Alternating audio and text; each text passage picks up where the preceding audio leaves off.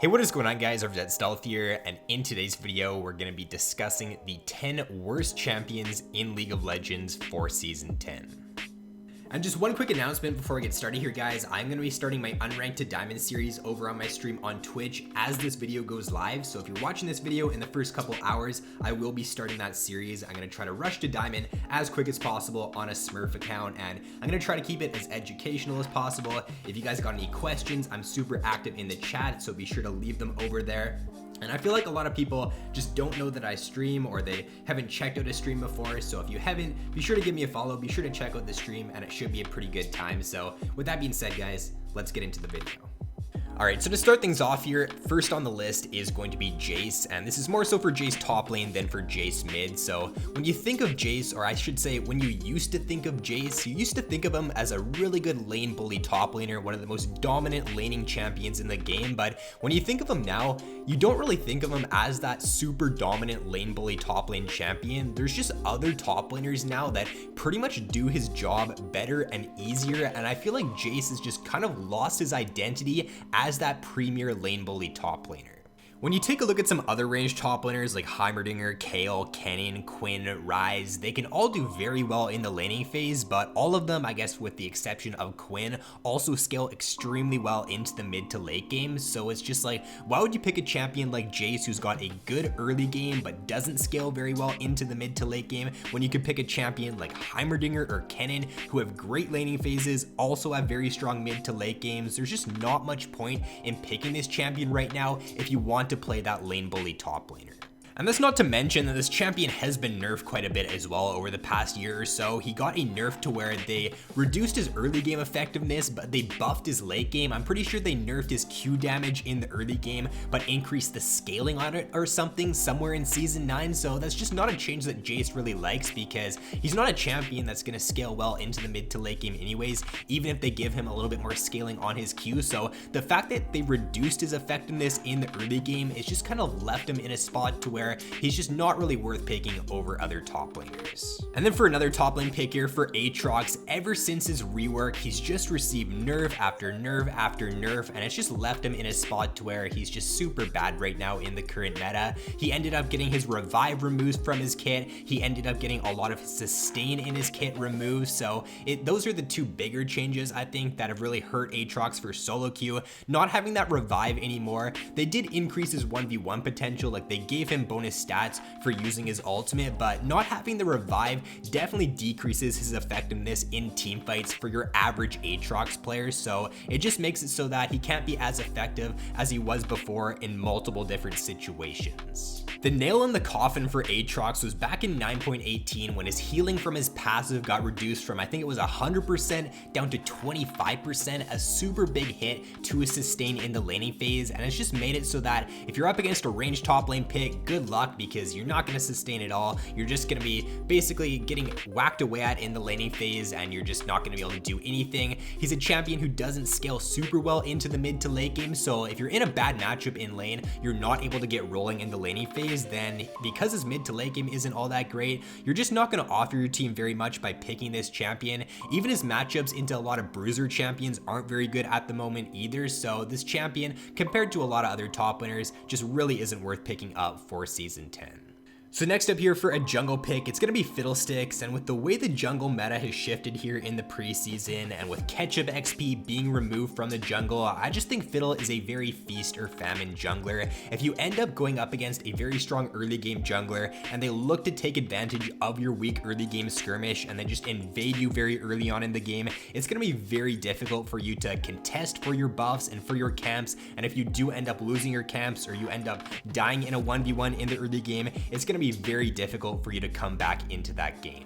There's other weak early game junglers who also run into the same problem as Fiddlesticks right now, say like an Amumu or a Rammus. Like if they get invaded on, then it's going to be difficult for them to come back, but at least those type of champions are tanky. At least they provide their team with some sort of CC, some sort of tankiness for the mid game. With Fiddlesticks though, if you fall behind on the champion, like you just don't offer your team very much. Even if you try to ult into a team fight, you're going to get bursted out right away. You're not going to have enough gold for his Zhonya's. Your ultimate isn't going to do very very much damage if you fall behind. So if you don't end up staying even, or if you don't get ahead in the early game with Fiddlesticks, then you're just gonna get annihilated by most of the early game meta junglers.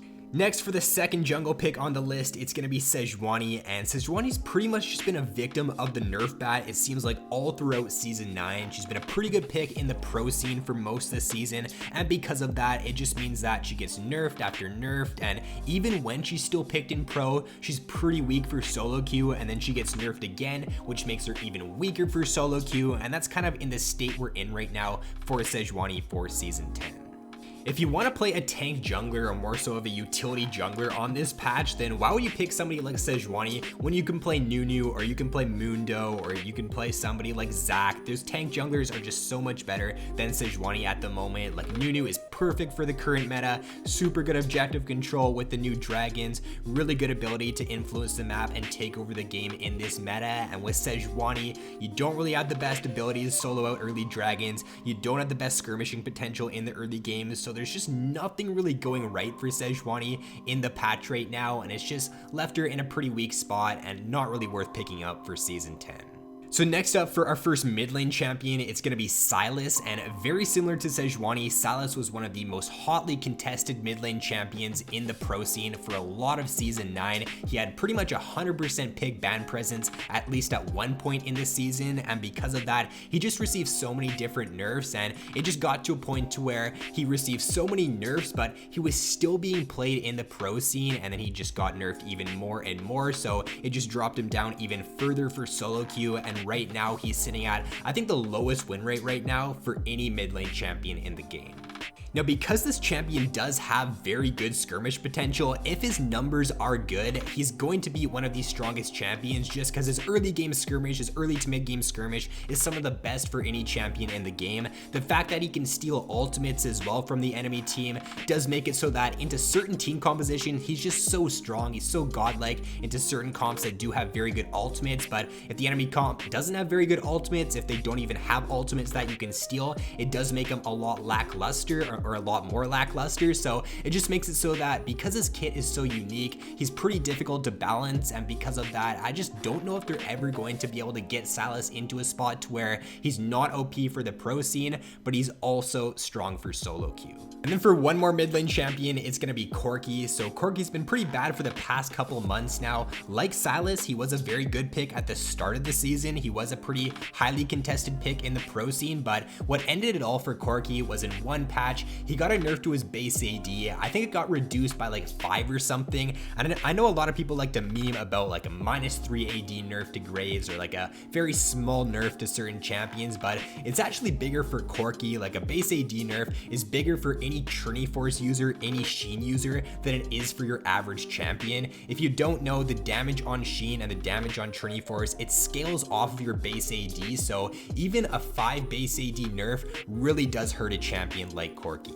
Even if his base AD was reverted, even if he still had that, I still think he would be a relatively weak pick in the current meta because his early game is a lot weaker than most other mid lane champions. He doesn't have the ability to get early priority in a lot of matchups, so it just means that he's not going to be able to roam first. Even if he can roam first, his 2v2 and his 3v3 skirmish is a lot weaker than most other mid lane champions. So if you're looking to contest an early dragon, you're looking to help your jungler with an early scuttle, a lot of 2v2s, you're going to lose out on those, and you're just going to fall pretty far behind in the early game. So because you don't really come online with this champion until you get to your Trinity Force spike, it doesn't make him a great pick for the meta. So heading down to the bot lane now for our first AD carry pick, it's going to be Ezreal, and this one might be one of the more controversial ones on the list for sure, but I think that with the removal of Kleptomancy, it just hasn't really left him in a great spot. Kleptomancy was such a good rune for Ezreal. It was basically the rune for him. It was the rune that was built for the champion. It just synergized so well with his kit. So with that being removed from the game now, the new Conquer isn't bad on him. Like, it's not terrible at all. It's a decent rune for him, but because Kleptomancy was just so good on the champion, with that being removed, it hasn't left him in a very good spot.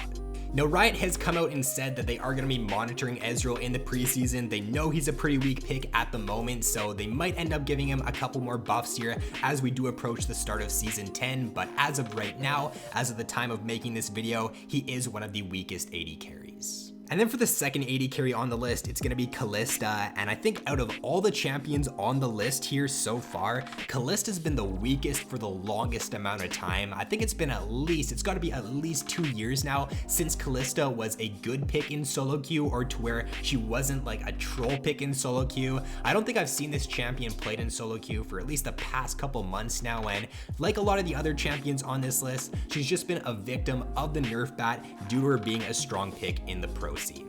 Kind of like when I was talking about Jace earlier on in the video, Calista's kind of lost her identity. She used to be picked for her super strong early game and for her ability to take over lanes, but that's just not the case anymore. If you want to play a strong early game AD carry, you got bully champions like your Misfortune, you got certain mage champions like the Heimerdinger that you can play, you got Draven, you got Caitlyn, so there's just other AD carries that scale better into the mid to late game and also have even better early games than Calista does, so there's just no real reason in picking this champion for season 10. And then to round it out for our support picks here, first up is going to be Yuumi. So Yuumi right now is sitting at the lowest win rate for any champion in the game at I think 38%. It's fluctuating between like 38, 40% depending on the elo, but very low win rate at the moment. And it's just because Yuumi's a champion I just never think will be balanced. This champion is so unique in the way that you're untargetable, right? So if you play Yuumi well and if her numbers are good, she's gonna be a pretty strong champion, a champion that you cannot target, and a champion that can deal a ton of damage with her Q while being untargetable. That just doesn't really seem balanced, and it isn't if the champion does have good numbers. So basically, because her numbers have been nerfed, her Q ended up getting nerfed a ton. The damage on that is a lot weaker now. She's gotten a couple other nerfs as well over the past few months here, and because of those nerfs, it's now left her sitting at the lowest win rate for any champion in the game. And then lastly, to round it out, another staple on the list, similar to Calista for at least the past year or so now, has been Tahm Kench. So now, believe it or not, at one point in the season, Tahm Kench, if you remember back, was one of the strongest top lane picks. For a couple patches there, he ended up getting some buffs and it made him a very good top lane pick, but after that, he ended up getting nerfed. He was already a pretty weak pick for support, even when he was a good top lane pick. So because he got nerfed for top lane, it ended up making support Tahm Kench even weaker than that, and now it's just left him in a spot to where he's a very weak pick down in the support role.